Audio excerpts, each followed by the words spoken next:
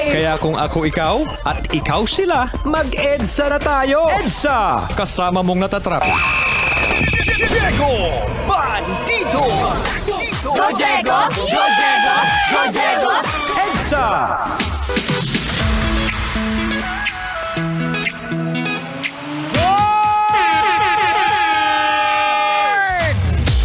Ano na naman ang pinoproblema mo? Bakit kamote ka na naman?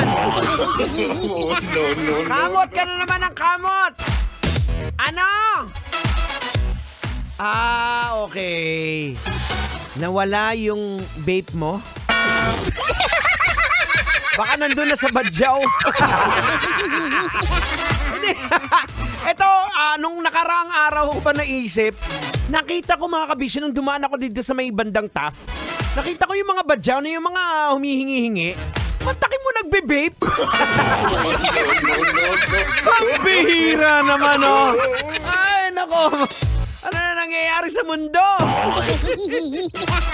Or mga kabisyo, ito na. Hindi na natin matatagalin to. Masarap pag-usapan to. Ito na.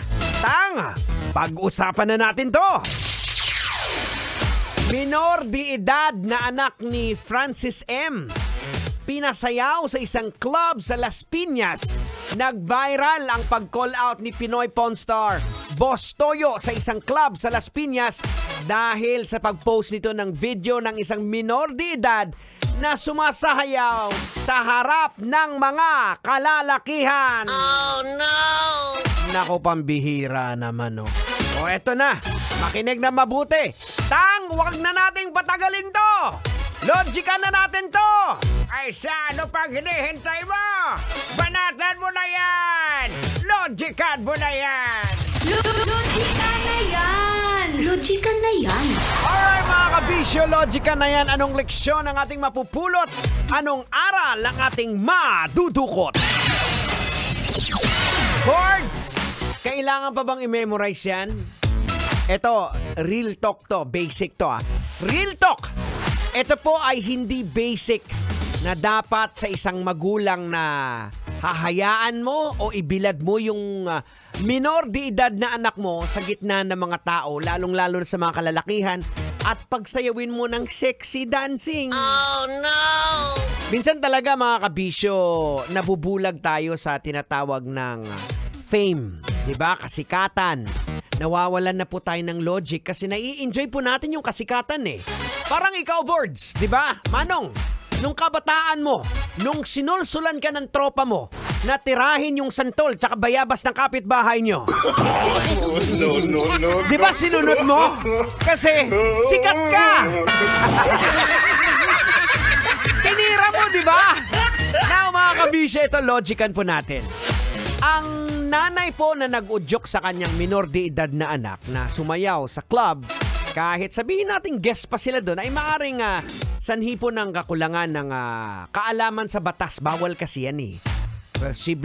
Posible na pangangailangan sa pera or peer pressure at kawalan po ng pagpapahalaga sa kaligtasan ng anak. Posible din po na naisip ng nanay na wala namang masama dito o ibahagi lamang po ito ng isang karanasan o experience. Ito po kasi ang hindi magandang epekto ng social media kung minsan, di ba? Nawawalan po tayo ng moral responsibility. Hanggat kumikita, hanggat maraming views, push! Diba? Push lang! Sikat eh! Diba? Kaya napapasok tayo ng demonyo sa totoo lang. Diba? Alam niyo mga kabisyo, ito po, nakasulat po ito ha. Humanda kayo at mag-ingat dahil ang kaaway ninyong si Satanas ay umaaligid na parang liyong umaatungal at naghahanap ng malalapa. Oh no! Salita po sa Biblia yan, di salita ni Diego Bandido Binasa ko lang po Tandaan po natin na si Taning ang hari ng mundo.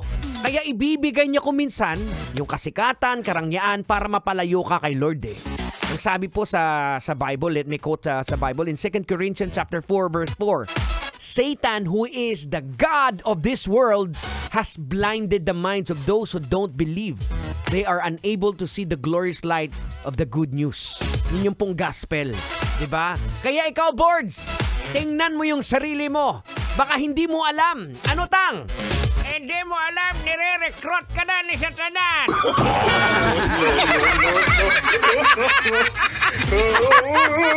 Aragon! Maloy ka! Let's go! Rock and roll time right now. 36 after 7 o'clock. Good evening.